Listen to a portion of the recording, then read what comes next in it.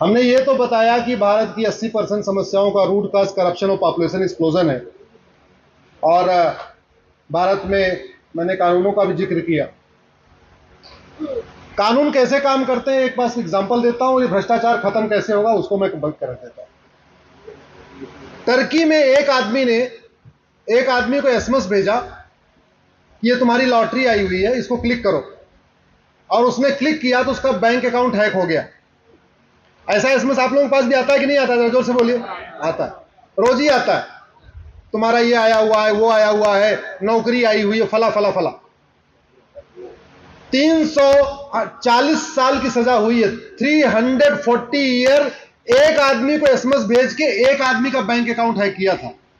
और आपके तो यहां नूह और मेवात में पूरा गैंग पकड़ा गया है। कुछ दिन पहले अखबारों में मैंने पढ़ा था, आप लोगों ने पढ़ा होगा, साइबर फ्रॉड वाला। किसी को 10 साल की सजा नहीं होगी। दूसरा एग्जांपल आपको देता हूं, एक यहां पे सहारा स्कीम आई थी, पैसा डबल करने वाली। पता नहीं कुछ लोग, आप लोगों को क्या पता, पीड़ित भी हो उससे। ऐसे बहुत सारी चिट फंड स्कीम आती रहती है। 4 साल में डबल कर देंगे, 5 साल में डबल कर देंगे। वो वादा करते हैं कि बैंक से पहले डबल कर देंगे, और बैंक से पहले भाग जाते हैं। थाईलैंड में एक आदमी ने चिट फंड स्कैम किया था, 16,000 लोगों का पैसा लिया और लेके चंपत हो गया। याद रखिए, सहारा ने 16 लाख लोगों का पैसा हड़पा है, और थाईलैंड में 16,000 लोगों का पैसा हड़पा उसने। 1,41,000 साल की सजा हुई है। कितनी? अब आप सोचेंगे आदमी जिंदा नहीं रहता, तो जिंदा नहीं रहेगा, यह फैक्ट है। लेकिन सजा ज्यादा देने से यह पता चलता है कि उसका अपराध कितना बड़ा था। जिसने श्रद्धा का मर्डर किया है, उसको भारतीय कानून के अनुसार से रेयरेस्ट ऑफ रेयर तो माना नहीं जाएगा, फांसी तो होगी नहीं। और फांसी अगर होती तो कुछ दिन पहले यहां निकिता तोमर की हत्या हुई थी, फांसी हुई क्या? कमलेश तिवारी के हत्यारों को फांसी हुई क्या? डॉक्टर नारंग के हत्यारों को फांसी हुई क्या? फांसी, ये तो हमारे यहां एक सिस्टम हो गया है कि जब जब हत्या होती है 5-7 काम होते रहेंगे, ट्विटर ट्रेंडिंग होगी, फेसबुक फोटो सब कुछ रहेगा, फांसी वांसी होती नहीं है।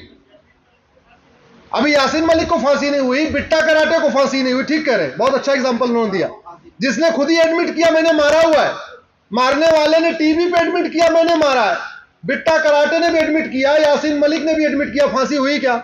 नहीं हुई। अभी मामला हाई कोर्ट पहुंचा है, अभी सुप्रीम कोर्ट भी आएगा, क्या पता उसके बाद राष्ट्रपति की दया याचिका भी चले, सब कुछ चलेगा। इसलिए मैं कहता हूं कानून घटिया है, इसलिए मैं कहता हूं ये कानून घटिया है। क्यों? क्योंकि अंग्रेजों ने कोई भी कानून भारत में भ्रष्टाचार अपराध खत्म करने के लिए बनाया ही नहीं था। अंग्रेजों का मोटो था यहां पे लूटना, यहां पे बांटना।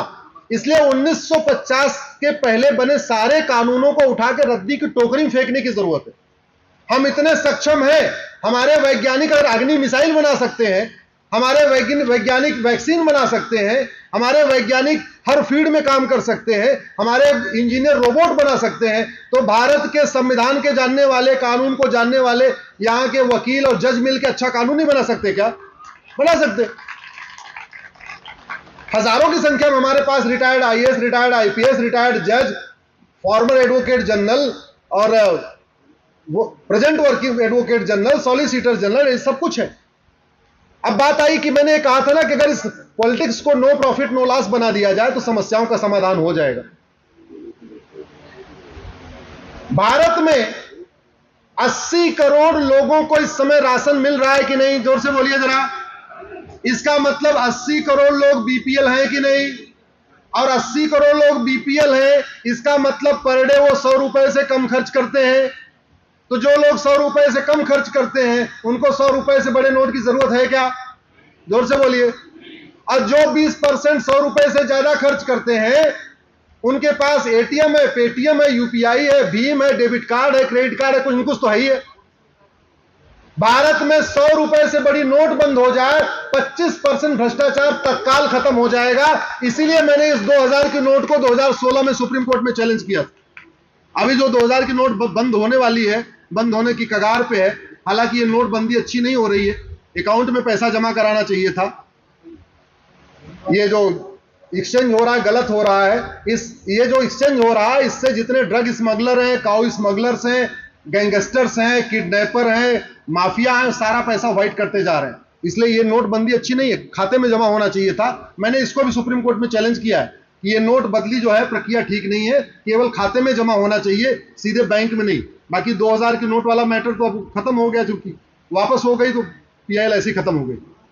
100 रुपए से बड़ी नोट बंद हो जाए, 25% भ्रष्टाचार कटारिया जी तत्काल खत्म हो जाएगा। पूरी दुनिया में आप उठा के देख लीजिए, जहां जहां भ्रष्टाचार कम है वहां पे मैक्सिमम करेंसी 100 है।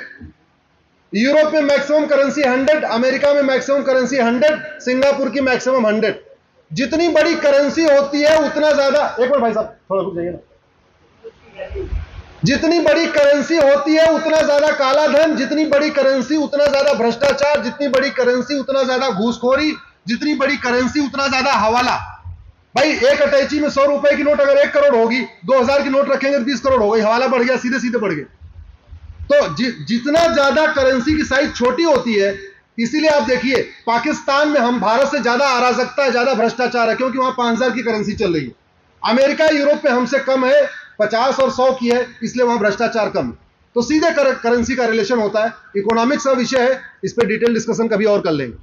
दूसरा, भारत में 30 करोड़ परिवार है, 130 करोड़ आधार है, यानी हर परिवार में 3-4 आधार है। और 30 करोड़ परिवार हैं और 225 करोड़ खाते हैं। इसका मतलब हर परिवार में 5-6 खाते भी हैं। भारत में टोटल इस समय 225 करोड़ अकाउंट हैं। 48 करोड़ जनधन अकाउंट है, करीब 12 करोड़ सेविंग बैंक अकाउंट है, लगभग 5 करोड़ के आसपास करंट अकाउंट है, फिर पोस्ट ऑफिस वाला अकाउंट है। सारे अकाउंट मिला दीजिए तो टोटल 225 करोड़ खाते हैं। 225 करोड़ खाते हैं, तो ये मान के चलिए कि 200 करोड़ के आसपास डेबिट कार्ड या रुपए कार्ड या कोई न कोई कार्ड भी इश्यू हुआ है, क्योंकि जनधन खाता वालों का भी रुपए कार्ड इश्यू होता है। तो जितने अकाउंट उतने कार्ड। तो सच्चाई तो यह है कि भारत में अगर कैश लेन देन की लिमिट कर दिया जाए, क्योंकि गरीब आदमी जो 80 करोड़ राशन लेने वाला है, वो कोई बहुत आईफोन नहीं खरीदा, रोज कार नहीं खरीदता, कोई महंगी चीज नहीं खरीदता, उसको जरूरत नहीं है। जो खरीदता है उसके पास पैसा है। अगर कैश लेन देन की लिमिट कम 5000 या 10000 कर दिया जाए, 25% भ्रष्टाचार और खत्म हो जाएगा। प्रॉपर्टी को आधार से लिंक कर दिया जाए, 25% भ्रष्टाचार और खत्म हो जाएगा। हमें रिवर्स इंजीनियरिंग करनी पड़ेगी, ऐसी स्थिति लानी, शिक्षा ऐसी हो जो संस्कारी बनाए और कानून व्यवस्था ऐसी हो कि आदमी चाह के भी भ्रष्टाचार न कम कर पाए। आदमी पैसा, चाहे वो हवलदार हो, चाहे थानेदार हो, चाहे तहसीलदार हो, चाहे वो डिस्ट्रिक्ट कोर्ट के जज भी आजकल खूब पैसा कमा रहे हैं, खूब घूस लेते हैं। वो पैसा करेंगे क्या? पैसा लेके आईफोन खरीदेंगे। अगर ये हो कि आईफोन आप चूंकि कैश में ले ही नहीं सकते हो, तो क्या करेगा? पैसा खाएगा। पैसा लेके कार खरीदेगा।